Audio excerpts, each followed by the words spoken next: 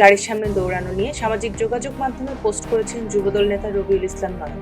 পোস্টে বলেছেন, তিনি বারবার নিজের অবস্থান ব্যাখ্যা করার চেষ্টা করেছেন, কিন্তু কিছু মানুষের প্রশ্ন কখনো শেষ হয় না।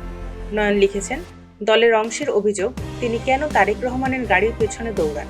তিনি বলেন, তারেক রহমান তার হৃৎপিণ্ডের মতো। নয়ন আরও বলেন, ফ্যাসিস্ট সরকারের সময় দলের 98% নেতাকর্মী তার ফোন ধরতেন না। এমন সময় তারেক রহমান দূর থেকেও তার পাশে ছিলেন, খোঁজখবর নিয়েছেন এবং সাহস দিয়েছেন। নয়ন বলেন, যদি তারেক রহমান তার পাশে না থাকতেন, অনেকদিন আগে তার কবরে গাছ গজাতো। আমরা সবাই তারেক হব, আমরা সবাই তারেক হব, সবাই তারেক হব, দেশ গড়ার শপথ দিব, আমরা সবাই তারেক হব, দেশ গড়ার শপথ দিব, আমরা সবাই তারেক হব, দেশ গড়ার শপথ দিব। নয়ন উল্লেখ করেন, সব প্রশ্নের জবাব দেওয়ার বাধ্যবাধকতা নেই। নিরুত্তর থাকা বা হাসি দিয়ে উড়িয়ে দেওয়াও কখনো কখনো ভালো। তিনি বলেন, ভুল ধারণা থাকলে মানুষকে বুঝতে দিন।